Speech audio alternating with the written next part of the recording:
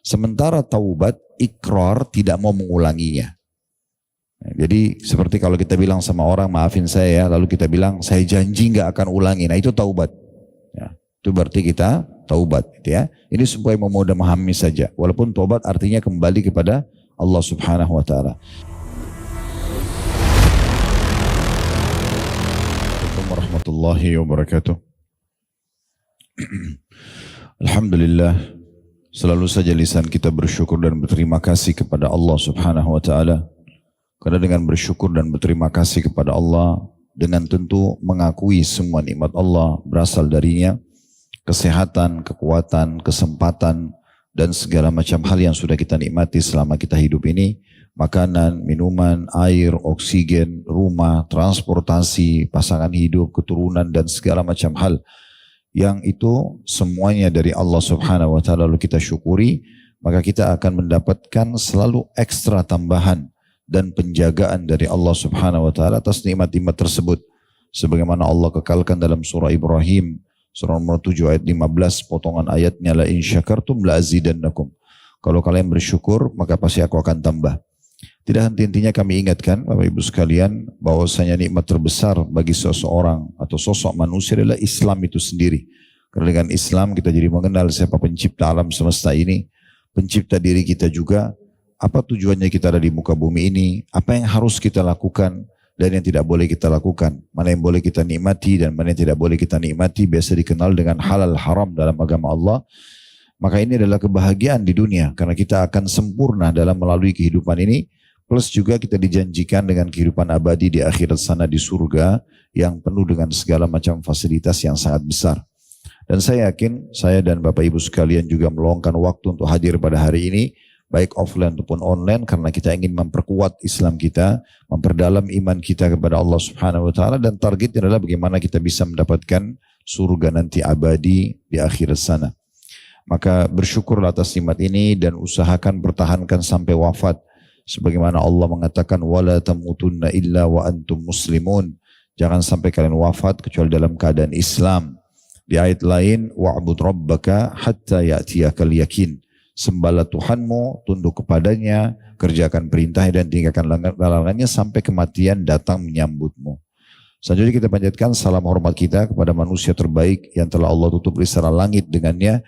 Tidak lagi Nabi dan Rasul sesudahnya, dan orang yang mengikutinya pasti akan selamat. Karena memang dia utusan Allah Subhanahu Wa Taala. Mengucapkan salam hormat kepadanya dijanjikan oleh Allah Subhanahu Wa Taala sebagai sebuah ibadah, bahkan termasuk bagian daripada zikir yang mulia. Satu kali salam hormat kepadanya akan dibalas 10 salam dari Allah Subhanahu Wa Taala, dan salam Allah mengandung pengampunan dosa, peninggian derajat, pelipat gandaan pahala, dan solusi dari permasalahan-permasalahan hidup. Maka wajar setelah memuji Allah, alhamdulillah, kita mengatakan juga salawat dan taslim kepada Nabi besar Muhammad sallallahu alaihi wa ala alihi wa sahbihi wasallam.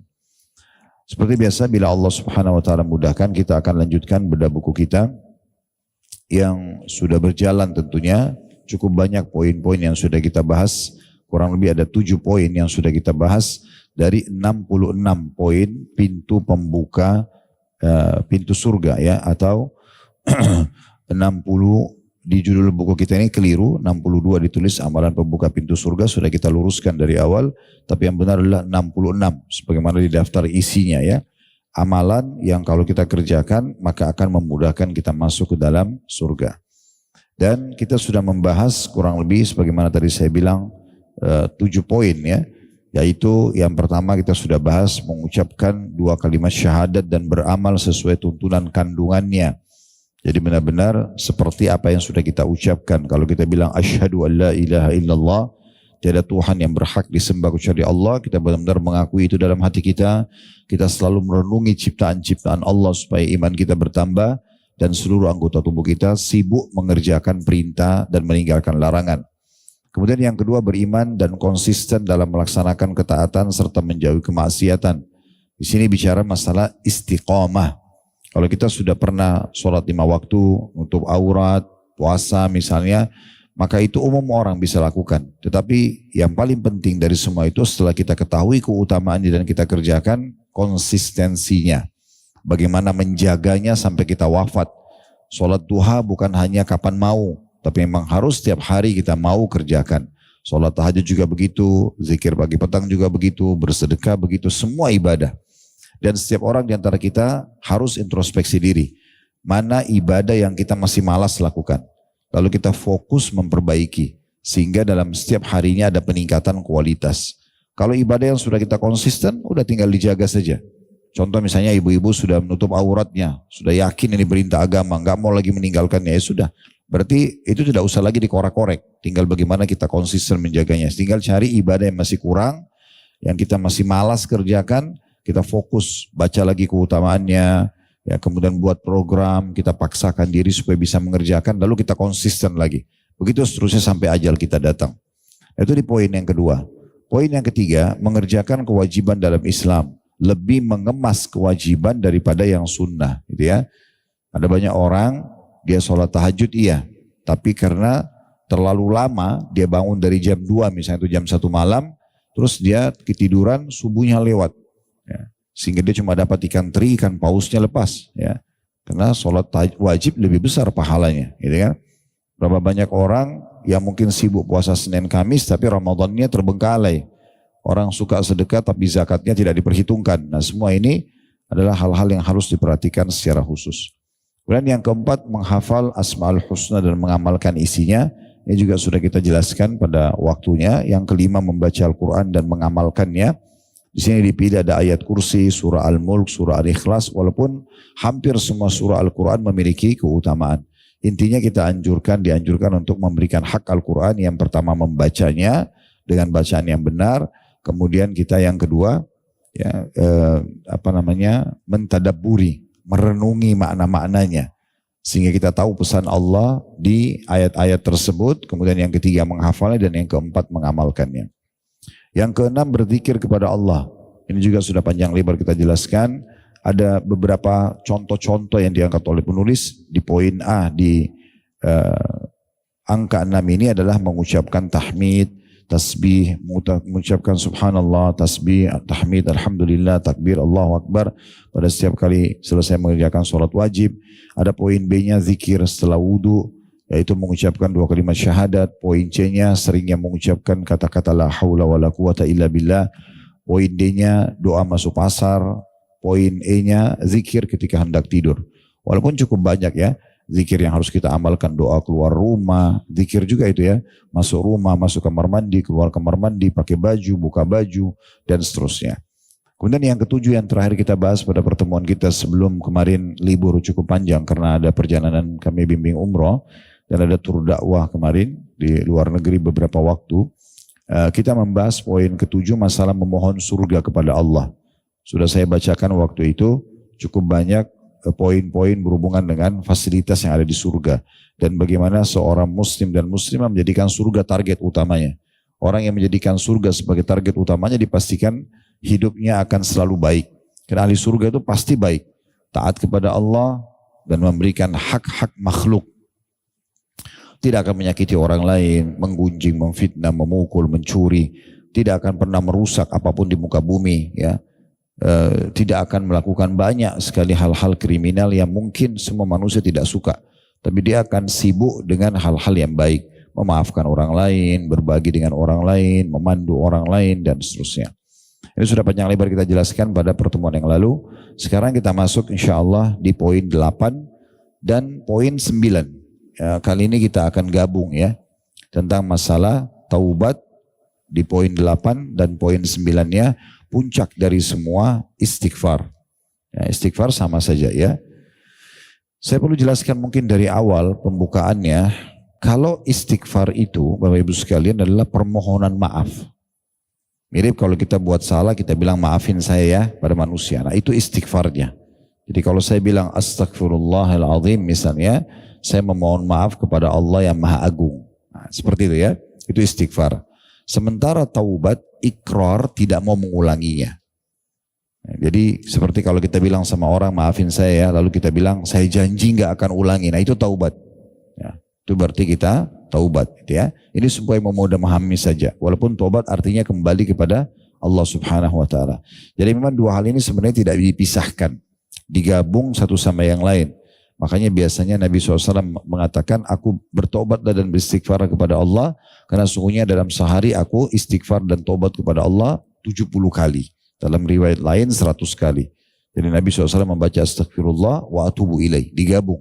Ya Allah, saya mohon maaf dan saya tidak akan mengulanginya. Nah seperti itu dua makna daripada poin-poin ini.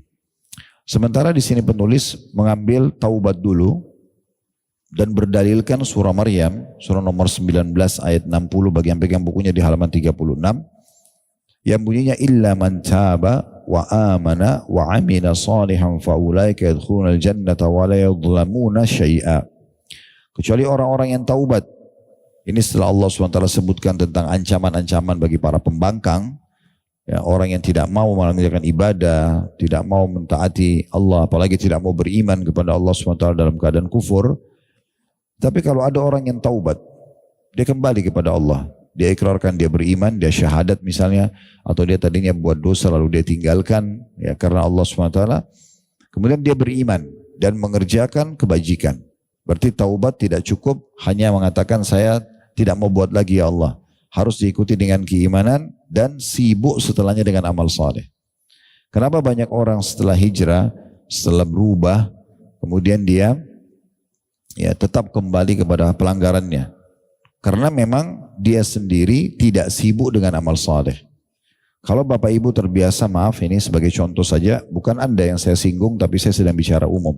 Kalau kita terbiasa misalnya sebelum mengenal pengajian, sebelum taubat kepada Allah, misal jam 9 malam sampai jam 12 malam misalnya terbiasa ke karaoke, nyanyi-nyanyi atau ke diskotik, buat dosa kepada Allah, mabuk-mabukan atau sama lawan jenis, contoh. Sekarang kita taubat, udah saya nggak mau lagi lakukan, saya tahu ini dosa, hati saya gelisah misalnya.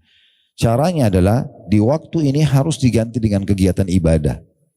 Tidak cukup kita mengatakan saya tobat saja. Sibukkan diri di saat itu. Mungkin hadiri kajian, mungkin silaturahim keluarga, mungkin kita tidur cepat buat program supaya bisa bangun tahajud, supaya tergantikan program maksiat yang dulu. Harus begitu. Kalau dulu kita berkumpul sama komunitas yang komunitas ini selalu aja isinya gosip orang, fitnah orang lain, program bagaimana melakukan perselingkuhan atau yang sejenisnya lah, ya kemaksiatan. Maka sekarang kita setelah taubat kepada Allah harus mengganti komunitas itu. Harus berganti. Kita sudah harus keluar dari grup-grup yang penuh kemaksiatan, media-media dan seterusnya. Kita sudah pindah kepada hal yang lebih baik, yang bisa membawa kita lebih istiqomah, konsisten dalam menjaga. Semua fasilitas yang membawa pada pelanggaran agama ditutup. Ya, ditutup. Saya sering sampaikan contoh di pengajian-pengajian. Kalau kita ibarat orang yang masih membuka pintu dosa dengan orang yang menutup pintu dosa sama sekali. Dua-duanya ini bisa dimasuk dalam kategori taubat, gitu ya. Ada orang yang taubatnya cuma setengah-setengah. Ya udah dia tinggalkan hari ini, tapi besok kalau ada godaan dia ulangi lagi. Ini lemah sekali. Ada orang tidak yang konsisten, udah sekali dia tinggalkan selesai. Mau siapapun yang goda dia di muka bumi ini dia tidak peduli. Walaupun nyawanya harus terengut, dia tidak peduli. Yang penting dia dalam kondisi taubat gitu ya. Dia dalam kondisi betul-betul kembali kepada Allah Subhanahu wa Ta'ala. Nah ini beda. Contohnya adalah ibarat kalau kita punya rumah, kemudian jebol temboknya. Ruangan ini misalnya jebol, bagian tengah jendela ini jebol misalnya, nggak ada. Anggap ini rumah kita. Maka solusi agar tidak masuk serangga, tidak masuk udara dingin, tidak masuk hujan itu ada dua. Ya, maksudnya kita tidak kena itu ya. Kita tidak kena. Bukan masalah masuk, mungkin masuknya bisa saja. Yang pertama, ini adalah contoh yang pertama tadi. Orang yang hari ini taubat, tetapi dia besok bisa saja ngulangin lagi. Orang yang tidak peduli dengan jebolan ini. Orang cuma peduli dengan dirinya sendiri. Ya udah dia pakai selimut saja. Dia pakai selimut, pikirnya sudah saya nggak kena dingin, saya bisa selamat dari nyamuk misalnya. Ya. Tapi dia lupa, kalau dia tidur bisa saja tersingkap selimutnya, dia kedinginan dan bisa digigit oleh serangga. Kenapa? Karena sumber utamanya nggak ditutup. Dia cuma selamatkan dirinya.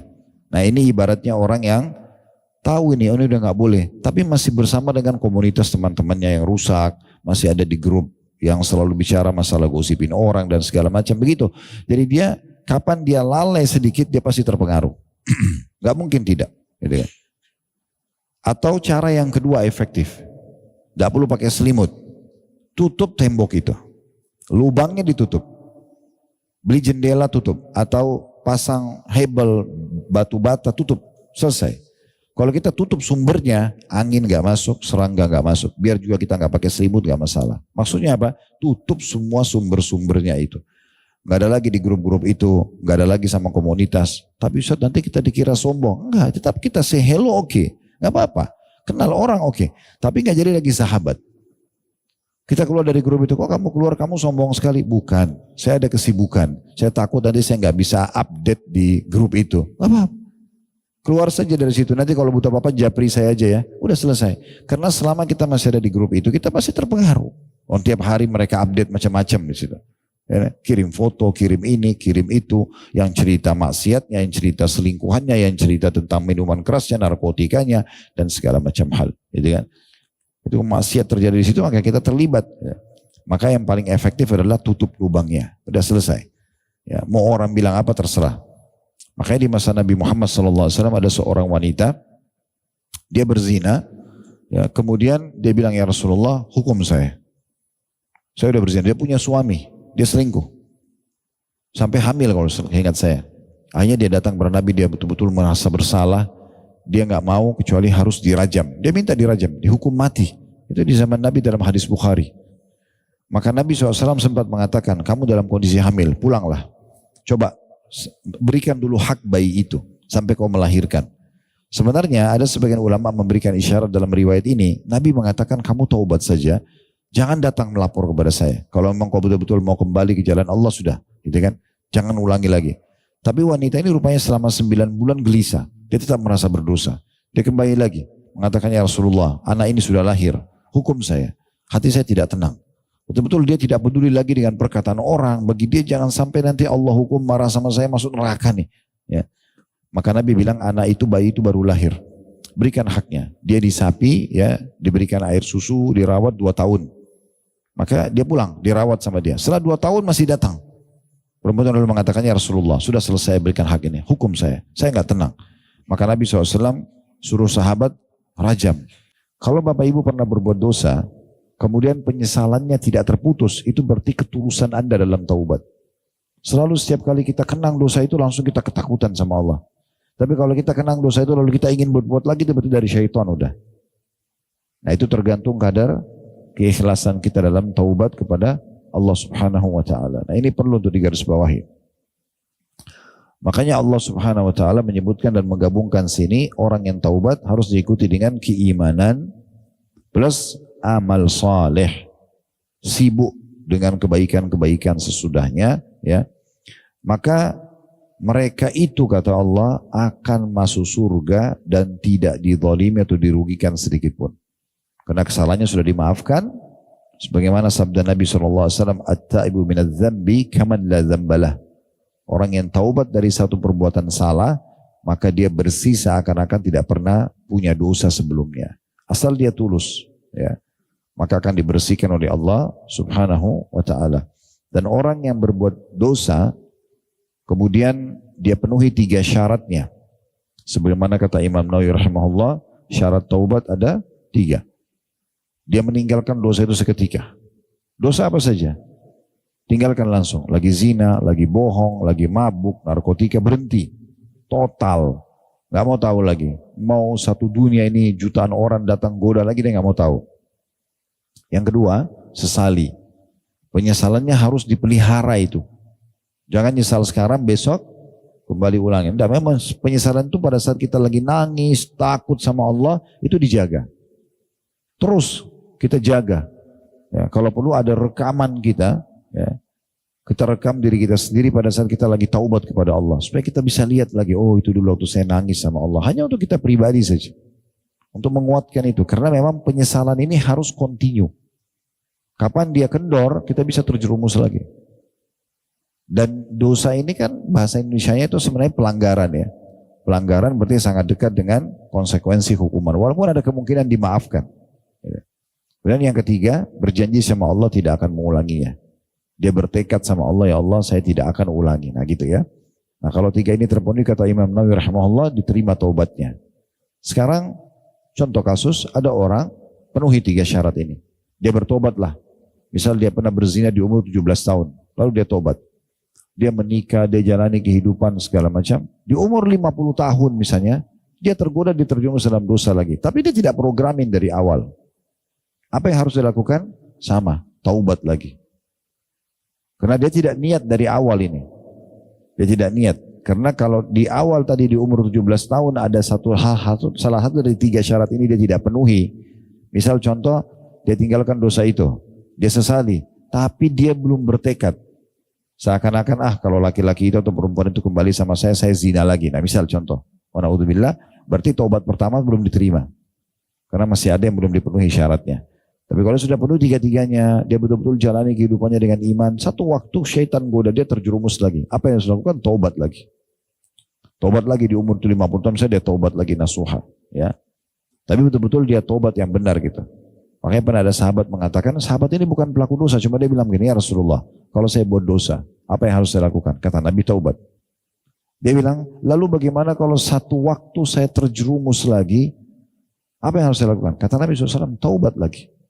Orang ini tidak buat dosa, cuma dia bilang lagi, bagaimana kalau seandainya satu waktu saya ulangi lagi? Saya tidak tahu kapan, saya tidak tahu apa sebabnya. Tidak ada maksud, tapi satu waktu saya ulangi. Kata Nabi SAW, taubat lagi. Allah tidak akan jenuh sampai kalian jenuh. Ya. Tapi di sini bukan berarti kita mempermainkan taubat itu. Cuma begitu menunjukkan luasnya rahmat Allah Subhanahu wa ta'ala. Saya biasa bahasakan di khutbah Jumat tentang masalah taubat dan di kajian-kajian. Taubat ini seperti tiket VIP. Allah kasih kita. Bayangkan kita berbuat dosa 10 tahun, 20 tahun dengan taubat nasuha. Mungkin cuma setengah jam, mungkin cuma 20 menit. Kita nyesal sama Allah, kita janji sama Allah. Dan kita terus Allah bersihkan semua. Itu kan luar biasa itu. Ya. Ini tidak akan terjadi di alam manusia. Kadang-kadang kita melakukan satu pelanggaran saja, manusia belum tentu memaafkan kita setulus hatinya. Apalagi kalau kita sudah menyakiti sekian banyak. Ada seorang syekh lagi ngisi pengajian online di Timur Tengah, tapi waktu itu saya cuma lihat cuplikan sebentar gitu ya. Saya tidak sempat lihat nama syekhnya juga, saya juga baru lihat orang itu, tapi sebenarnya dia masih muda dan mungkin ulama yang baru muncul sekarang. Tapi di situ ada satu wanita yang telepon online, lalu wanita ibu itu mengatakan begini, Syekh, bagaimana keadaan saya di saat saya susah sekali memaafkan orang? Kata syekhnya, bagaimana ceritanya? Dia bilang, ada satu orang selama hidup dia selalu menyakiti saya. Tiap hari target dia nyakitin saya. Tiap hari.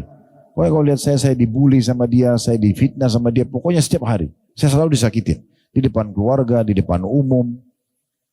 Sekarang orang itu sudah meninggal. Saya berat sekali memaafkan, kata perempuan itu. Susah sekali saya maafkan. Sampai saya lewatin kuburannya pun saya membaca doa agar penghuni kuburan itu dimaafkan. Saya sempat bilang dalam diri saya, kecuali kuburannya orang ini.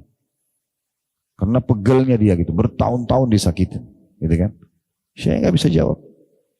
Saya cuma mengatakan ya, saya sarankan coba lunakkan hati kamu. Dia bilang saya nggak bisa. Apa yang harus saya lakukan? Hanya tidak bisa dijawab sama syekhnya, ya kan gitu. Oleh karena itu dari sini kita ambil pelajaran juga teman-teman sekalian. Orang kalau melakukan satu kesalahan masih normal, bukan kita normalisasikan ya, tapi masih normal orang pernah melakukan kesalahan. Tapi setelah minta maaf sama orang, jangan ulangi. Sama juga dengan orang yang suka kerjain orang, bully orang, apa manfaatnya? Karena manfaatnya, mau anak sendiri, mau pasangan hidup, mau kerabat, lebih bagus kita puji. Kenapa kita nggak puji kebaikannya? Kenapa nggak cari kelebihan orang? Kenapa harus kita cari keburukannya? Ya. Sampai Nabi SAW menyuruh kita, iltamis li akhika uzra, kata Nabi. Kalau ada saudaramu yang sedang melakukan kekurangan padamu, carikan dia alasan positif. Misalnya dia janjian sama kita terus dia telat, mungkin dia sakit, mungkin ada halangannya. Kita disuruh begitu, supaya tidak sangka buruk sama orang. Supaya jangan sampai ada dosa gitu ya. Kecuali jelas-jelas itu pelaku kriminal depan mata kita, oke, gak ada masalah. Kita boleh laporkan, demi untuk memberhentikan kriminal dan jangan sampai orang lain kena kejahatan dia. Ini poin juga yang harus kita garis bawah gitu ya. Jadi kisah tadi yang kami sampaikan.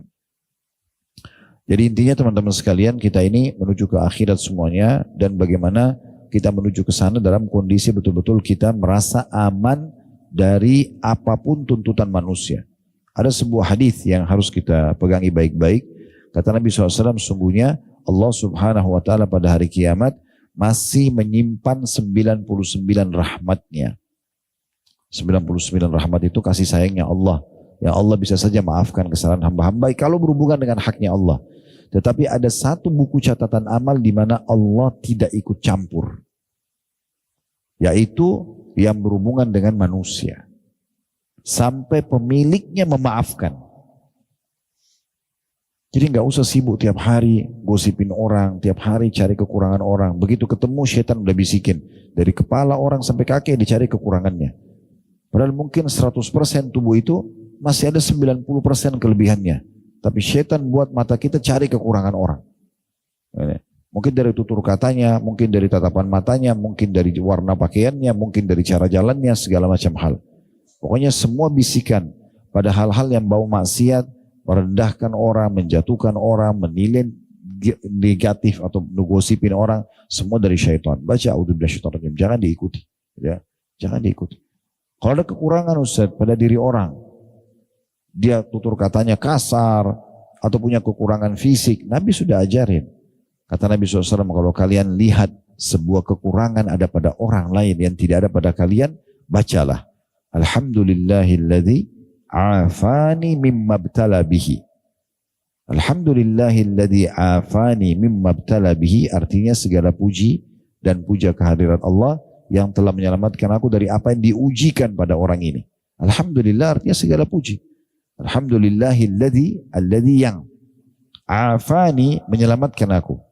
Mimma btala bihi. Mimma btala bihi apa yang diujikan pada orang ini. Kalau laki-laki bihi, kalau perempuan biha. Kalau yang tulis itu ya dibedain ya. Kalau ditulisannya bihi itu laki-laki, kalau biha perempuan kan harus diganti. Kalau kita lihat ada kekurangan fisik, kekurangan apalah mental, moral dan segala macam pada diri seseorang, tidak ada pada kita, kita bersyukur. Ya, kalau laki-laki kita bilang alhamdulillahilladzi afani mimma btala bihi. Kalau perempuan alhamdulillahilladzi afani mimma btala biha. Ya. Itu potongan doa, masih lanjut lagi wa faddalani dan telah melebihkan aku. Wa faddalani, saya ulangi lagi doanya ya. Wa faddalani ala kathirin mimma khalaqa tafdila. Wa faddalani dan telah memberikan atau melebihkan aku ala kathirin dari banyak sekali mimma khalaqa tafdila, dari yang telah dia ciptakan gitu ya, dengan kelebihan yang banyak. Jadi doa ini perlu dihafal dan diamalkan. Alhamdulillahilladzi afani mimma btala bihi kalau laki-laki, biha kalau perempuan. Wa faddalani ala kathirin mimma khalaqa tafdila. Jadi ini dianjurkan gitu ya. Kalau ada orang yang ketangkap di berita karena buat maksiat, kita bilang alhamdulillahilladzi afani mimma btala bihi. Syukur kita enggak seperti dia. Ada orang yang kepergok selingkuh, ada orang yang mencuri, maling, korupsi dan segala macam. Alhamdulillah saya tidak begitu, gitu kan? Ada orang yang teman kita misalnya sudah dinasehatin, enggak mau tobat, tetap aja dalam keadaannya. Alhamdulillah. Kita sudah nasihat enggak mau. Alhamdulillah saya tidak begitu, ya. Kita harus baca doa ini, bersyukur kepada Allah Subhanahu wa taala itu. Alhamdulillahilladzi afani mimma btala bihi wa faddalani ala katsiri mimma khalaqa tafdila. Kemudian selanjutnya, bertaubatlah kepada Allah dengan taubat yang semurni-murninya. Tidak ada riyaknya, bukan karena manusia, betul-betul merasa menyesal antara kita sama Tuhan kita Allah Subhanahu wa taala, meneteskan air mata, menundukkan kepala kita, melunakkan hati kita kepada Allah, itu sebenar-benarnya. Mudah-mudahan kalau kamu lakukan itu, Rob kamu. Rob artinya pencipta, pemilik, penguasa yang menghidupkan kita, yang mematikan kita, itu Rob. Mudah-mudahan Rob kamu akan menghapus kesalahan-kesalahan dan memasukkan kamu ke dalam surga yang mengalir di bawahnya sungai-sungai. Jadi ada jaminan surga bagi orang-orang yang taubat. Baik, ini berhubungan dengan masalah taubat ya. Kemudian kita baca dulu poin nomor 9, baru nanti kita tambahkan dengan penjelasan-penjelasan yang lain ya. Yaitu puncak dari semua istighfar. Maksudnya, kalau Bapak Ibu ingin mengucapkan kata permohonan maaf dan taubat kepada Allah, yang terbaik ini. Yang terbaik adalah ini. Ini juga sama kalau diucapkan sekali pagi. dan sekali sore tulus karena Allah, makanya dimasukkan dalam zikir pagi petang. Maka kalau meninggal, kalau pagi dibaca, meninggal sebelum sore, maka dijamin masuk surga. Kalau dia baca sore, kemudian dia tulus karena Allah, meninggal sebelum pagi, juga dimasukkan ke dalam surga. Disebutkan dari Shaddad bin Aus radhiyallahu anhu, Shaddad bin Aus radhiyallahu anhu dari Nabi SAW, beliau bersabda, puncak dari istighfar, puncak dari permohonan maaf dan taubat kepada Allah, yaitu mengucapkan, Allahumma anta rabbi, la ilaha illa anta khalaqtani wa ana abduka, wa ana ala ahdika wa wa'dika mastata'at, a'udhu bika min syarri ma sanat, abu'u laka bi ni'matika alayya wa abu'u laka bi dhanbi faghfirli fa innahu la yaghfiru dhunuba illa ant. Artinya, Allahumma dalam bahasa Arab itu gabungan antara Allah dengan mim, ya. Maka dibaca Allahumma. Itu kalau mimnya kita tutup pakai jari kita, tulisannya Allah itu, ya. Jadi Allahumma itu gabungan antara Allah dengan huruf mim, itu artinya ya Allah, seruhan. Allahumma anta rabbi, engkau Robku. Makna Rob adalah pencipta, pemilik, penguasa. Seperti kalau teman-teman baca doa untuk orang tua, Rabbik firli, Rabbi. Kita mengakui Allah itu pencipta kita, yang membuat mata kita, mulut, hidung, kulit, rambut, segala macam, yang menghidupkan, yang mematikan, yang menurunkan hujan, yang memberikan rezeki dan segala macam. Itu Rabb. Maka di sini kita memanggil Allah dan kita akui Allah sebagai pencipta kita. Ya Allah, engkaulah Rabbku. Lalu kita kuatkan lagi, la ilaha illa anta. Tidak ada Tuhan atau ilah yang berhak disembah kecuali engkau. Khalaqtani, engkau telah menciptakanku. Makna menciptakan dari tidak ada menjadi ada. Kemudian dikatakan wa ana abduka, dan aku mengakui kalau aku adalah hambamu. Wa ana ala ahdika, dan aku setia pada perjanjianku. Tahu apa perjanjian kita sama Allah? Ada yang tahu nggak? Jadi pada saat Nabi Adam alaihissalam, ayah kita, diturunkan di bumi, Nabi Adam didatangkan ke lembah Na'man namanya, ya, di sekitar wilayah Arafah. Lembah ini waktu itu Allah Subhanahu wa taala mengeluarkan dari tulang belakangnya Nabi Adam semua keturunannya. Termasuk kita semua ini. Tapi dalam bentuk ruh, semuanya Allah keluarkan. Semuanya sudah pernah hadir di lembah Na'man namanya. Dari anak pertama Nabi Adam sampai manusia terakhir yang nanti lahir sebelum hari kiamat. Itu Allah sebutkan dalam Al-Quran. Lalu Allah mengatakan, alastu bi rabbikum, bukankah aku Tuhan kalian? Semua kita mengatakan, qalu bala syahidna. Benar, kami bersaksi tentang itu. Mungkin ibu-ibu bilang atau bapak mengatakan, saya tidak ingat Ustaz. Tidak ada yang ingat itu. Memang tidak ada yang ingat. Karena itu sebelum kita dilahirkan. Tetapi ulama mengatakan, dari mana kita tahu ada perjanjian ini? Adanya potensi dalam diri kita. Apa yang membuat sekarang bapak ibu mau dengar ceramah ini? Apa yang membuat saya mau datang menyampaikan ceramah ini? Karena ada perjanjian itu. Ada potensi dalam diri kita untuk mengenal Tuhan kita. Kenapa kita kalau diingatkan ada Tuhan Allah? Kenapa kita diingatkan untuk sholat, untuk zakat, untuk haji, untuk umroh, kita diingatkan surga. Kita tidak pernah lihat surga, diingatkan neraka. Kenapa kita mau surga, kenapa kita takut neraka? Karena ada potensi itu, ada perjanjian itu. Orang-orang yang menjadi muslim, lahir dalam keadaan muslim, atau dia dapat hidayah setelah dewasa, mu'allaf masuk Islam, maka dia tinggal lanjutkan saja potensi dalam dirinya itu. Kalau orang tidak mengenal Islam, maka potensi mengenal Tuhannya ada, tapi dia tidak tahu kemana. Maka dia larikan Tuhan ke pohon, ke batung, ke dewa-dewa. Jadi manusia itu punya potensi mengenal Tuhan. Cuma kelebihannya kita, kalau muslim sudah langsung terarahkan kepada Tuhan yang benar. La ilaha illallah. Nah seperti itu. Makanya kita bilang, wa ana ala ahdika. Dan aku setia pada perjanjianku. Maksudnya setia mengakui kau sebagai Tuhan. Dan akan mengikuti perintahmu, meninggalkan laranganmu. Pernah nggak rasakan Bapak Ibu sekalian kalau yang sudah konsisten kerjakan sebuah ibadah? Contoh misalnya di sini Bapak Ibu sudah rutin jaga sholat 5 waktu. Pernah nggak satu waktu ketiduran kebablasan lewat waktu sholatnya? Terus muncul rasa menyesal. Pernah nggak? Itu potensi itu ada kan? Kalau tidak ada potensi kita mengenal Tuhan, tidak ada penyesalan. Pernah nggak merasakan mau buat dosa, entah apa itu jenisnya, tapi ada rasa takut untuk melakukannya? Pernah? Nah, perasaan itu potensi mengenal Tuhan. Karena kalau tidak ada kita nggak mungkin, sudah nggak ada batasnya orang kalau tidak mengenal Tuhan. Kan itu, dia akan melakukan apa saja. Kenapa kita tidak mau atau ada orang yang masih ragu untuk membunuh orang lain, untuk mencuri? Bukan cuma sekedar takut sama manusia, tapi dalam dirinya itu ada potensi mengenal Tuhan. Semua itu maksud dalam makna ini. Semua itu masuk dalam makna ini. Kemudian dikatakan, aku akan setia pada perjanjianku. Lalu kita mengatakan, mastata'tu. Ini Allah yang ajarkan. Sesuai dengan kemampuanku. Ya.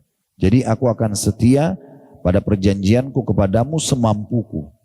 Karena manusia punya batas. Ada saatnya kita sakit, ada saatnya kita lupa, gitu ya. Ada saatnya kita, ya, misalnya pingsan, segala macam hal itu ya, bisa terjadi. Kemudian kita mengatakan, a'udzu bika min syarri ma sana'tu. Aku berlindung kepadamu dari kejahatan perbuatanku. Berarti ini menandakan teman-teman sekalian, bisa saja kejahatan potensi dalam diri kita ini mengalahkan diri kita. Kenapa ada orang dia masih memilih tidur daripada sholat tahajud, padahal dia tahu dengan sholat tahajud doanya mustajab. Kenapa orang masih ada memilih untuk tidak puasa sementara ada kesempatan puasa, bersedekah sementara dia tahu keutamanya tapi dia lebih pilih untuk tidak memberi, ya? Karena memang ada potensi kejahatan dalam jiwa. Makanya kita minta sama Allah dijauhkan. Saya pernah jelaskan di kajian kita, saya ingatkan kembali. Yang saya tanya Bapak Ibu sekalian, yang goda kita ini siapa? Supaya buat dosa. Syaitan, ya. Kenapa ragu jawabnya? Siapa pimpinannya syaitan? Yakin? Oke, kita sepakat ya. Berarti syaitan yang menggoda pimpinannya iblis. Itu sudah benar, sampai sudah gak usah khawatir. Ya. Cuma yang saya mau tanya begini. Kalau kita yakin dan itu sudah benar, iblis pimpinan syaitan. Waktu iblis disuruh sujud oleh Allah kepada Adam, iblis tidak mau. Siapa yang goda iblis? Hah? Itu potensi keburukan dalam diri. Ya. Allah mengatakan innan nafsa la'ammaratun bisu. Dalam diri manusia itu ada potensi mau berbuat dosa sebagaimana ada potensi mau berbuat baik. Syaitan itu cuma nunggangi itu. Syaitan itu dia tidak punya kekuatan, dia cuma tunggangi potensi jiwa buruk kita. Allah jadikan sebagai ujian itu. Contoh misalnya tadi ibu dan bapak sekalian mau hadir pengajian ini. Kan kita dalam jiwa itu ada mau pergi, ada nggak mau, benar gak? Nah itu potensi berbuat baik, tapi kalau kita pilih potensi berbuat baik ya sudah kita dapatkan. Kita dengarin azan, ada potensi jawab azan dan sholat, ada yang tidak. Potensi baik dan buruk. Nah tinggal kita pilih yang mana. Kalau kita pilih, saya mau sholat, ya udah kita selamat. Tapi bisa nggak kita nggak sholat? Bisa, karena ada pusikan itu. Nah syaitan cuma tunggangi itu saja. Kalau kita buka diri kita cenderung saja untuk tidak sholat, udah syaitan makin bumbuhin tuh. Syaitan tidak punya kemampuan apa-apa. Makanya yang membuat iblis tidak mau sujud potensi buruk dalam dirinya. Tapi dia ikutin terus. Waktu Allah tegur dia bukannya kembali kepada Allah, dia tobat, enggak, dia makin jadi-jadi. Allah mengatakan, kau kalau begitu akan kulaknat dan harusnya kan dia minta maaf sama Allah, enggak. Kalau gitu ya Allah panjangkan umur saya sampai hari kiamat supaya saya akan sesatkan ini Adam sama jadi makin jadi-jadi. Nah, makin jadi sudah makin sesat. Nah seperti itu. Ya. Makanya kita berlindung kepada Allah dari kejahatan diri kita sendiri. Karena ada potensi itu dalam diri. Kadang-kadang kita tidak bisa kontrol, gitu ya. Kita minta sama Allah supaya Allah yang awasin kita. Kita jadi tidak jadi melakukannya. Ya. Mungkin pernah terjadi dalam hidup Bapak Ibu sekalian, pernah kita mau buat satu dosa lalu terhalangi. Itu karena Allah yang halanginya. Bisa tidak jadi kita lakukan, gitu kan? Allah menghalanginya. Makanya kita berlindung kepada Allah dari keburukan diri kita. Kemudian selanjutnya, abu'u laka bi ni'matika alayya. Aku mengakui nikmatmu kepadaku. Semua ini ya Allah yang membuat aku bisa menerima kehidupan adalah nikmat dari sisimu. Itu makna daripada potongan ini, ya. Wa abu'u laka bi dzambi. Dan aku akui semua perbuatan dosaku. Salah satu penyempurnaan taubat adalah mengakui semua dosa. Tidak membela diri. Enggak mengatakan kayaknya saya enggak salah deh. Yang godain saya orang itu kok. Padahal dia juga lakukan. Nggak bisa. Yang ajak saya gosip si fulan, yang ajak saya zina si fulan. Nah kenapa kamu lakukan? Perkataan ini mengatakan, dan aku akui dosaku. Maksudnya mau siapapun yang menggodaku, tetap aku salah ya Allah. Nah itu maknanya. Pengakuan ini yang membuat tobat itu diterima. Nabi SAW mengatakan, di hari kiamat dalam sebuah riwayat, orang itu akan selamat selama tidak membantah. Kita semua akan dibagi hari kiamat. Kalau Bapak Ibu ditanya sama Allah, kenapa kau buat ini, kenapa kau buat itu? Kalau kita mengatakan, iya saya akui ya Allah. Itu bisa selamat tuh hari kiamat. Tapi kalau orang pungkiri, enggak ya Allah, saya enggak buat, enggak saya enggak buat. Padahal ini Allah punya pengawasan. Kalau di masa sekarang, kita bisa buat video di handphone kita, lalu kita save di handphone kita bisa tonton setiap saat kan. Ini cuma sebagai contoh kecil, 10 tahun ke depan kita enggak tahu ada apa. Sekarang ada AI, ada macam-macam teknologi lebih canggih lagi. 20 tahun ke depan kita tidak tahu apa. Buku amal kita lebih canggih dari itu. Semua bisa terekam. Detik-detik apapun yang kita kerjakan, apa yang kita niatkan, semua ditahu. Semua akan dibongkar. Jadi orang yang selamat, orang yang akui kesalahannya. Sekarang kalau kita buat salah sama manusia, kita mengatakan saya salah, saya akuin.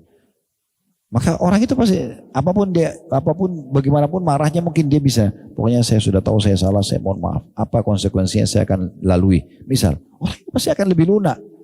Ya, dibandingkan orang membangkang dulu baru nanti setelah digebukin baru ngaku. Nah itu beda. Ya. Itu makna daripada itu ya. Wa abu'u laka bidzambi. Aku akui semua kesalahanku. Mau kecil, mau besar, mau sengaja, nggak sengaja aku akui salah ya Allah. Nah, ini yang membuat puncak daripada penerimaan taubat itu. Kemudian fakfirli. Oleh karena itu maafkan aku. Minta sama Allah maaf. Gak ada lagi pembelaan diri, gak ada. Ya. Lalu dikatakan fa innahu la yakfiru dzunuba illa ant. Karena tidak ada yang mengampuni dosa kecuali Engkau ya Allah. Aku tidak butuh minta sama yang lain. Engkau Tuhanku, Engkau yang bisa memaafkan aku, Engkau yang bisa menyelamatkan aku. Itu maknanya. Jadi doa ini memang puncaknya daripada istighfar itu sendiri. Di bawahnya disebutkan hadisnya. Setelah Nabi SAW mengajarkan Sayyidul Istighfar, tuannya istighfar ini, beliau mengatakan, man qalaha minan nahari muqinan biha famata min yaumihi qabla an yumsiya fahuwa min ahlil jannah wa man qalaha minal laili wa huwa muqinun biha famata qabla an yusbiha fahuwa min ahlil jannah. Barang siapa yang mengucapkannya pada siang hari, tepatnya sebenarnya pagi hari, mulai dari pagi ya sampai siang, dengan penuh keyakinan. Dia yakin dengan doa ini, dia yakin Allah mendengarnya gitu ya. Lalu ia meninggal pada hari itu sebelum waktu sore. Niscaya ia termasuk penghuni surga. Dan barang siapa membacanya di malam hari dengan penuh keyakinan, lalu ia meninggal sebelum waktu pagi, niscaya ia akan jadi penghuni surga. Ada footnote di bawah di situ, ditulis sebutkan dalam Sahih Bukhari, dinukil hadis ini. Kata Abu U yakni membenarkan dan mengakui. Nah, ini bahasannya ya tentang masalah ini. Sekarang kita tambah dengan sedikit syarat atau penjelasan Bapak Ibu sekalian. Siapapun yang Allah Subhanahu wa taala sibukkan dengan amal-amal saleh. Anda sekarang pulang dari pengajian ini mulai introspeksi diri. Tadi saya bilang, susun kerangka fikirnya. Mulai dari semua ibadah yang sudah kita konsisten dulu. Kalau perlu ambil sebuah kertas, tulis ibadah yang konsisten, di garis tengah dibagi dua kertas itu ibadah yang tidak konsisten. Konsisten apa? Ibu lebih dan bapak lebih tahu. Sholat 5 waktu. Oke, selama ini kita sudah azan langsung sholat gitu ya. Oke, ditulis sholat 5 waktu. Di bawahnya misalnya apa? Sunnah rawatib. Saya sholat qobliyah dan ba'diyah. Memang selama ini bapak ibu masya Allah sudah tahu dan kerjakan. Oke, sholat sunnah rawatibnya. Sholat duha. Sholat malam. Apalah kira-kira yang kita konsisten ya. Sudah tulis semuanya. Ingat saja. Kemudian yang kedua di sebelahnya yang tidak konsisten. Baca Quran misalnya. Tadabburi ayat Quran, misalnya hafal Quran, ini masih kendor ya. Apalagi bakti sama orang tua, jenguk orang sakit misalnya gitu ya. Apa saja itu. Nah setelah kita susun begitu, yang ini yang kita sudah konsisten tinggal pertahankan. Yang kita belum konsisten dilihat skala prioritasnya. Mana kira-kira yang kita mau mulai perbaikin. Jangan langsung semuanya. Dicicil aja. Misal contoh tadi diantara yang kita tidak konsisten, misal contoh kita belum konsisten di baca Quran. Oke, mulai hari ini saya akan baca Quran. Konsisten ya. Baca aja dulu. Ngerti nggak ngerti artinya nggak apa-apa. Kemudian dibaca dulu, gitu kan? Dibaca mulai dan niat mengkhatamnya berurut dari surah Al-Fatihah, Al-Baqarah, Al-Imran, An-Nisa, Al-Maidah, Al-An'am, terus begitu sampai surah nomor 119 An-Nas gitu ya. Dibaca konsisten, baca. Saya itu hari waktu kita bahas tentang poin membaca Quran, saya sudah sampaikan ada satu aplikasi namanya Nakhtim, ya kalau masih ingat ya. Itu logonya hijau, tulisan bahasa Arab nun kha ta mim, Nakhtim ya. Saya bukan pemilik aplikasi, tapi saya pernah dikirimin oleh anak saya. Tidak sengaja saya buka berapa tahun lalu, saya lihat kok bagus banget. Jadi kita kalau masuk di situ, kita pilih surah, pilih qari, siapa yang kita mau pilih dari banyak pilihan nama-nama qari'nya. Terjemahan juga bahasa Indonesia bisa dipencet, dipilih maksud saya. Setelah itu nanti setiap kali kita tutup handphone, buka lagi layarnya langsung menyambung di ayat terakhir yang kita baca. Sehingga kita bisa mengkhatamnya. Dia cuma menyambung ayat terakhir. Misalnya kita sudah baca Al-Baqarah ayat 101. Jadi kalau kita tutup handphone, kita buka lagi, nyambungnya Al-Baqarah 102. Nah, itu terus sampai kita menyelesaikan. Nah ini satu poin yang bagus kalau menurut saya. Tapi Bapak Ibu tentu bebas milih aplikasi yang mana saja. Intinya tadi misalnya di antara ibadah yang kita belum konsisten itu baca Qur'annya. Nah mulai perbaikin di situ. Mulai. Dan ingat, dalam memperbaikin dan menerapkan sebuah ibadah dipaksa. Harus paksa. Gak boleh tidak. Karena syaitan akan mencari kelalaian kita. Di mana kita malas, mana kita tidak mau, itu dikurutin sama dia. Dipaksa. Mulai sekarang harus baca Quran. Saya gak mau tahu. Gitu kan. Mulai komitmen. Baca Quran.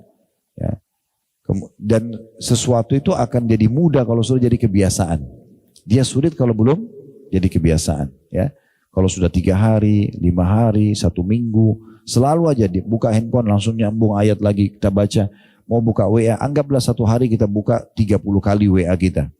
Jadi 30 ayat kita bisa baca. Walaupun cuma 1 ayat gitu ya. Contoh misalnya.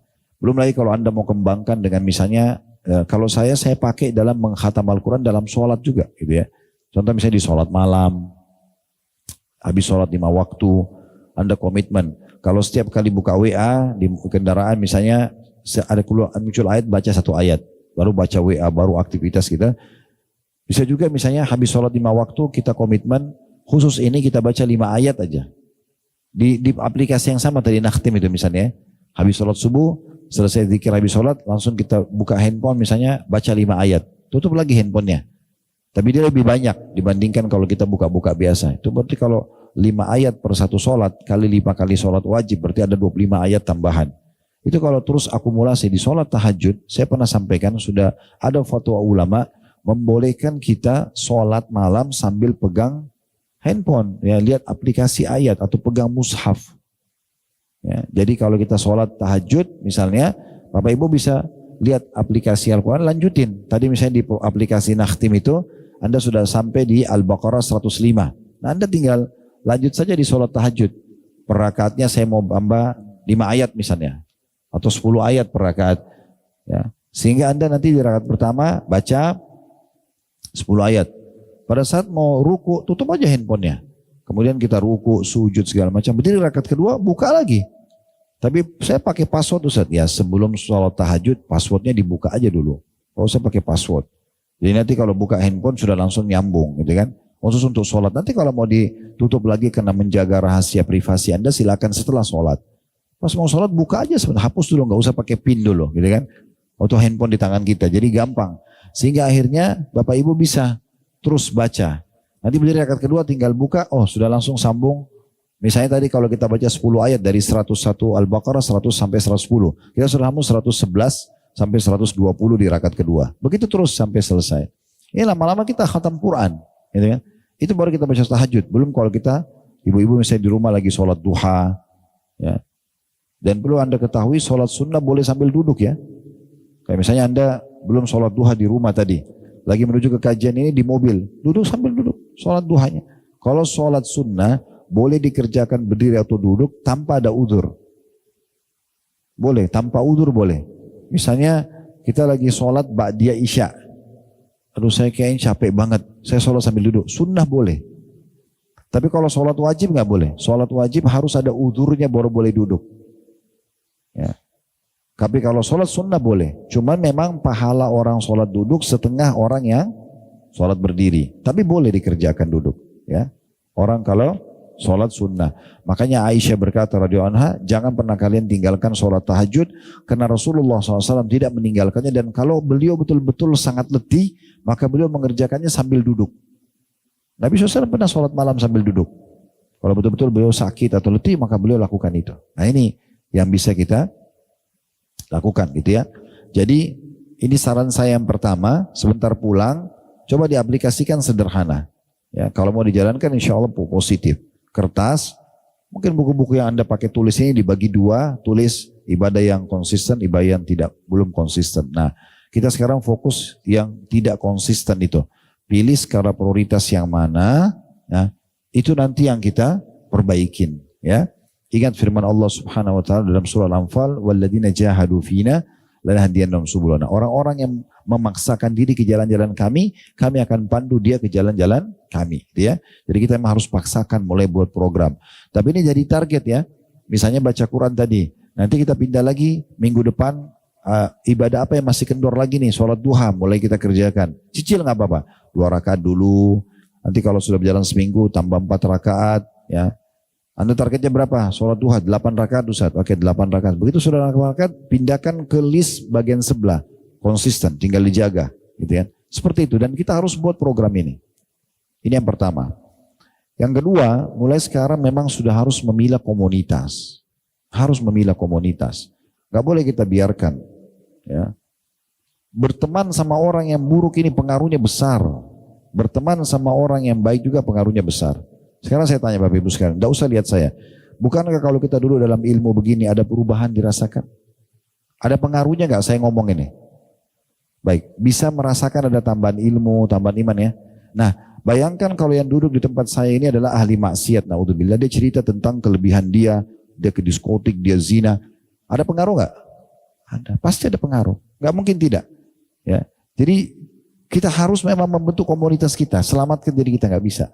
Nggak usah jadi pahlawan kesiangan. Oh, enggak, saya nanti jadi penyebab hidayah teman saya. Itu omong kosong. Bisa saja dia dapat hidayah, bisa kita yang terpengaruh. Terus Ustaz, masa saya harus kurung diri saya? Enggak, silakan. Saya bilang tadi say hello, oke. Silakan. Kenal orang semua boleh, tapi jadi sahabat tempat kita bicara setiap hari tidak. Kalau saya pribadi sampai hari ini, kalau Bapak Ibu tanya Ustaz siapa sahabatnya, hitung jari, mungkin 1 atau 2 orang saja. Saya nggak banyak. Itu kebanyakan pun yang saya jadikan sahabat guru-guru saya. Kalau orang-orang yang seperti saya jarang, saya kenal ya. Tapi sahabat gak ya, saya komunikasi tiap hari. Saya targetnya harus orang lebih tinggi imannya, lebih tinggi ilmunya, lebih baik amal solehnya, supaya saya terpengaruh. Karena saya kalau ngobrol sama mereka, ngobrolnya pasti tentang tafsir ayat, tentang sebuah kisah yang menyentuh, tentang peringatan apa gitu kan, potongan ceramah kami saling berbagi. Saya kadang-kadang kalau temu sama sahabat saya, pasti kami janjian, hari ini siapa yang lebih dulu memberikan nasihat. Kadang-kadang dia memulai atau saya memulai. Apa saja yang Allah mudahkan, kita saling menasehatin gitu. Salah satu sahabat saya, Dr. Hussein Hafizahullah di kota Madinah, walaupun kami berjauhan negara, tapi kami bersahabat dekat. Kita sudah sepakat untuk saling mencintai karena Allah. Jadi kalau ngobrol sama saya pasti, siapa yang memberikan nasihat terlebih dahulu, kita tahu giliran. Tadi kebetulan pas giliran saya nggak tahu sebenarnya, belum berpikir untuk nasihatnya, tapi tiba-tiba waktu dia bilang sama saya, coba sekarang giliran kamu Khalid. Baik. Kami semua kalau di Saudi tidak asing dengan nama Syekh bin Baz rahimahullah, seorang ulama besar mufti di Saudi. Mata beliau buta tapi ilmunya sangat luas. Sampai sekarang jadikan rujukan tentunya, walaupun beliau sudah meninggal. Pernah jadi mufti Saudi. Saya sempat tanya beliau pada saat itu, saya bilang, menurut kamu, Ustaz Iblis sudah meninggal, Syekh bin Baz di mana sekarang? Maksudnya dia ke surga atau ke neraka nih? Lalu dia bilang, tentu saja secara teori agama ke surga. Selama hidupnya menjadi mufti Saudi, selalu jaga sholat, ilmunya nyebar di mana-mana, murid-muridnya sekarang ngajar di mana-mana. Terus saya bilang sama dia, itu kenapa? Dia bilang karena amal solehnya, karena ilmunya. Maka saya bilang sama dia, nasihat saya hari ini untuk saya sama kamu adalah bagaimana kita menjadi seperti Syekh bin Baz sebelum kita meninggal. Maksudnya kita sibuk juga dengan amal soleh, sibuk juga dengan ilmu. Nanti akan sama. Kita pun akan sama, karena orang mengikuti jejaknya orang yang sukses di satu bidang, dia akan sama. Bapak Ibu mau sukses bisnis, lihat orang yang sukses bisnis kita ikutin, kita akan mirip dengan dia pasti. Jadi kan, saya temannya ada yang buka butik, buka restoran, tapi kita tiap hari interaksi, kita selalu ngobrol. Lama-lama kita termotivasi untuk kerjakan seperti dia. Nah seperti itu. Sama dengan kalau kita bergaul sama orang-orang yang pengangguran, yang malas, ya kerjanya cuma buat dosa, pasti kita akan terpengaruh. Sekarang tidak, 2-3 hari, 5 hari, 7 hari pasti akan berbekas. Gak mungkin tidak. Kita bergaul dengan orang perokok, kita nggak ngerokok misalnya. Hari pertama, hari kedua minimal kita hirup asapnya. Seminggu kemudian mereka akan bilang, coba aja 1 batang, kan cuma coba. Kita coba, sebulan kemudian kita sudah terbiasa, setahun kita bisa jualan rokok. Pengaruhnya besar. Sekarang kita berteman sama orang hafiz Quran. Anggap ibu-ibu dan bapak sekalian, mungkin di sini kena hadir ibu-ibu, saya sapa juga bapak di online tentunya. Kalau kita berteman dengan hafid Quran, laki-laki, seorang laki-laki hafid Quran, perempuan dengan hafidah Quran. Anggap kita ini bodoh sekali. Huruf hijaiyah masih salah, makharijul huruf ya, belum bisa bedakan mana tha, mana shin, mana sin, mana zal, mana zai, mana dha, kita belum bisa bedain. Misal contoh, apalagi kalau kita mau bicara masalah hafalannya, mau bicara masalah tadabbur dan tafsirnya itu lebih jauh lagi. Tapi karena kita berteman dengan 10 orang menghafal Quran, hari pertama, hari kedua mungkin seminggu kita kikuk. Ini orang ngomong apa? Tafsir ayat, bacaannya udah bagus, kita masih jauh. Tapi kalau kita tetap komitmen, konsisten berteman sama mereka, sebulan kemudian kita sudah mulai bisa baca Quran. Saya yakin ada perubahan pasti. Kita sudah mulai adaptasi, biasa mendengarkan nama-nama surah Al-Quran. Kita sudah mulai mendengarkan biasa tafsir walaupun belum semua kita tangkap. Setahun kemudian kita bisa hafal Quran bersama mereka. Pengaruhnya besar. Ini yang kedua, perhatikan baik-baik komunitasnya. Makanya Nabi SAW mengatakan almaru ala dini khalili, seseorang sesuai dengan agama khalil.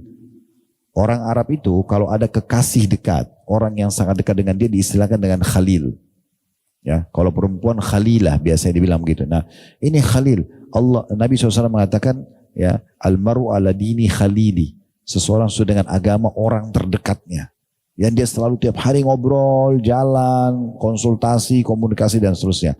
Lalu Nabi bilang apa? Falyandur ahadukum ila may yukhalil. Pilih, sortir baik-baik siapa yang menjadi khalil kalian. Karena itu pengaruhnya besar. Sudah sekali saya bilang, silakan say hello sama orang, kenal orang, kita supel, oke, tapi bukan sahabat. Sahabat itu tidak bisa. Harus orang yang lebih baik daripada kita, maka itu akan berpengaruh besar. Yang ketiga, selalu berdoa. Kenapa kita membaca teman-teman sekalian dalam sholat Al-Fatihah ihdinas siratal mustaqim, tunjukkan kami jalan yang lurus. Kenapa kita bilang ihdinas siratal mustaqim? Nah, kita sudah sholat, kita sudah lurus, kita sudah muslim. Karena hati bisa berbolak-balik, bisa berubah. Bisa hari ini kita rajin, besok kita malas. Bisa hari ini kita rajin, minggu depan kita berubah. Bisa tahun ini kita rajin, tahun depan kita berubah. Ada banyak orang hidup muslim dari kecil, tuanya murtad. Kan banyak orang seperti itu. Ada banyak orang yang tadinya rajin sekali ibadah, di akhir hidupnya berubah jadi rusak semuanya. Nah, itu bahaya sekali, ya, bahaya sekali. Di masa Nabi Muhammad SAW, pernah Abu Hurairah duduk dengan 2 orang, bertiga, tiga-tiganya orang saleh di masa itu, tiga-tiganya orang saleh. Maka Nabi SAW Nabi mengatakan, sungguh salah satu dari 3 orang kalian ini nanti akan menjadi penghuni neraka yang gigi gerahmnya lebih besar daripada gunung Uhud. Abu Hurairah waktu itu dengar ketakutan. Kenapa? Kata Abu Hurairah, dia cerita. Karena orang yang di sebelah saya dua-duanya ini paling rajin hadir dalam majelis ilmu Nabi, hafal Al-Quran. Berjalan waktu, salah satu dari 2 orang ini pergi berjihad mati syahid. Tinggal saya berdua sama 1 orang ini. Yang 1 orang ini hafal Quran, selalu dalam majelis ilmu, rajin ibadah. Maka Abu Hurairah bilang, saya makin takut terhadap diri saya. Subhanallah, waktu Nabi SAW mengutus 1 orang, nah orang yang temannya Abu Hurairah ini diutus untuk menjadi dai ke suku Hanifah namanya. Suku Hanifah ini salah satu suku besar di sebelum kota Mekah. Jadi dia mirip dengan suku Quraisy, suku yang besar, banyak masyarakatnya. Di situ ada 1 orang mengaku nabi palsu, namanya Musailamah Al-Kadzab. Ya, Musailamah Al-Kadzab. Nah, Musailamah ini dia mengaku nabi supaya kaumnya dukung, tapi karena dia orang kaya masyarakat, tokoh masyarakat, jadi akhirnya banyak kaumnya yang dukung dia jadi nabi. Nabi SAW utus orang ini, sahabatnya, untuk datang ke sana, tujuannya untuk nasihatin, sampaikan agama Islam. Sebelum tiba di suku Hanif, Musailamah Al-Kadzab keluar lalu ajak ngomong orang ini, negosiasi. Kalau kamu, kata Musailamah Al-Kadzab, mau mengatakan pada kaumku, kalau aku juga nabi sebagaimana Muhammad nabi. Bukan pungkiri kenabinya Nabi Muhammad itu, bukan. Tapi bilang juga saya nabi sebagaimana Muhammad nabi, saya akan kasih apa yang kau mau. Kau akan punya jabatan, kau akan punya harta, apa saja kau minta saya kasih. Ternyata orang ini setuju. Dia lahirkan, dia setujui nabi baru. Sehingga membuat hampir seluruh suku Hanif itu murtad. Ya, dan ikut ajaran tersebut. Dan akhirnya dia meninggal, dibunuh oleh pasukan muslimin pada saat ya diserangnya pasukan Musailamah al-Kadzdzab. Padahal orang ini di masa hidupnya hadir dalam majelis ilmu Nabi, hafal Quran, bisa berubah. Ya, tidak ada yang bisa mengetahui keadaan kita ke depan. Berapa banyak orang yang temannya Bapak Ibu hadir di pengajian, habis itu hilang, gak ada beritanya. Berapa banyak? Saya tahu di majelis kami ada murid-murid kami sering datang, saya biasa lihat wajahnya, lama-lama hilang, gak tahu kemana. Terus sebagian ikhwah mengatakan pada saya, Ustaz, karena desakan pendapatan akhirnya mereka kembali kerja ke tempat haram lagi. Padahal tinggal istiqomah. Ya.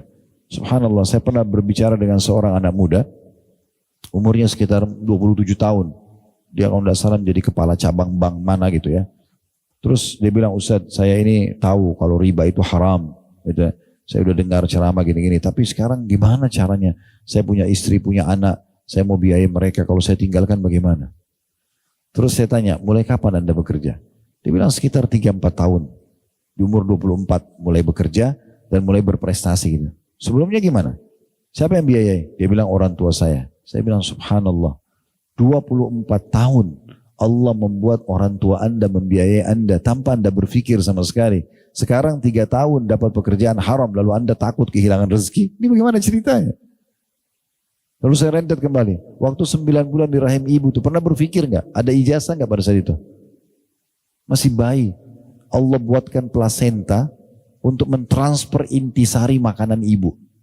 Ibu waktu hamil sama maaf yang sudah melahirkan minum susu, dokter kasih vitamin dan segala macam lah. Itu kan kita makan minum bukan seperti itu kan dikasih ke bayi. Dipilih dengan sistem yang luar biasa di tubuh ibu, lalu kemudian ditransfer melalui plasenta itu ke bayi, intisarinya, semuanya, vitamin-vitamin jadi tumbuh besar. Gak pernah berpikir. Lahir, sudah berapa banyak baju yang kita pakai, makanan yang kita makan, minuman yang kita minum dari kita kecil. Itu kalau kita hitung mungkin miliaran kali jumlahnya. Sampai umur kita mulai dewasa dan mulai punya pekerjaan atau punya sarjana. Berapa banyak kita makan dan minum. Tidak pernah kita berpikir dari mana. Gitu kan? Waktu bayi popok digantikan, baju dibelikan dan segala macam dibawa safar, naik pesawat. Saya lihat anak-anak saya yang Allah amanahkan. Saya bilang subhanallah anak-anak ini tidak pernah berpikir berapa banyak rezeki yang sudah Allah kasih. Dia haus tinggal minum, makan tinggal ini. Kalau ada masalah sama teman-teman tinggal nangis, orang tuanya bela dan segala macam hal lah. Sekolah, dan transportasi segala macam. Dan umumnya manusia itu keadaannya pasti lebih baik dari sebelumnya. Sebagai contoh misalnya, mungkin Bapak Ibu kalau sudah punya anak, bandingkan keadaan kita sama anak kita. Biasanya pasti mereka lebih baik dari kita sebelumnya. Itu umum sudah. Misalnya dulu kita waktu kecil di rumah cuma ada 1 pembantu. Mungkin mereka sekarang sudah 3 orang pembantunya. Mungkin dulu kita sekolah di sekolah mana mereka sekarang lebih bagus sekolahnya. Nah, sudah umum begitu. Makin ada generasi makin baik sebelumnya. Jadi nikmat Allah terlalu banyak. Banyak manusia subhanallah digoda oleh syaitan, ditakut-takuti. Karena syaitan itu memang menakut-nakuti kefakiran gitu ya. Tidak ada manfaatnya untuk itu. Makanya selalu berdoa. Nabi SAW selalu ulangi ya muqallibal qulub, tsabbit qalbi ala dinik. Ini jangan cuma didengar ya, tapi diamalkan. Nabi selalu banyak membaca ini. Nabi Muhammad SAW yang baca. Ya muqallibal qulub, wahai yang membolak-balikkan hati manusia. Tsabbit qalbi ala dinik. Kokohkan hatiku di atas agamamu. Dalam riwayat lain, ya musarrifal qulub, wahai yang mengalihkan hati manusia. Sarrif qalbi ala ta'atik. Alihkan hatiku kepada ketaatan kepadamu. Gitu ya. Maka Aisyah berkata, ya Rasulullah, betapa seringnya Anda baca doa ini. Padahal siapa Anda gitu ya. Maksudnya apa yang dikhawatirkan? Kata Nabi SAW, wahai Aisyah, yang namanya hati manusia berada di jari jemari sang pengasih Allah. Maka Allah bolak-balikan sesuai yang dia inginkan. Oleh karena itu kita minta selalu kepada Allah subhanahu wa ta'ala supaya bisa istiqomah sampai wafat. Nah ini doa penting sekali. Jangan berdoa pada saat butuh, tapi merasa butuhlah dengan doa supaya selalu kita baca. Nah seperti itu ya. Ini poin-poin yang harus Bapak Ibu garis bawahi. Baik sampai sini bahasannya. Mungkin dari kami kalau ada benar dari Allah, kalau ada salah dari saya mohon dimaafkan. Subhanakallahumma bihamdika asyhadu an la ilaha illa anta astaghfiruka wa atubu ilaik. Wassalamualaikum warahmatullahi wabarakatuh.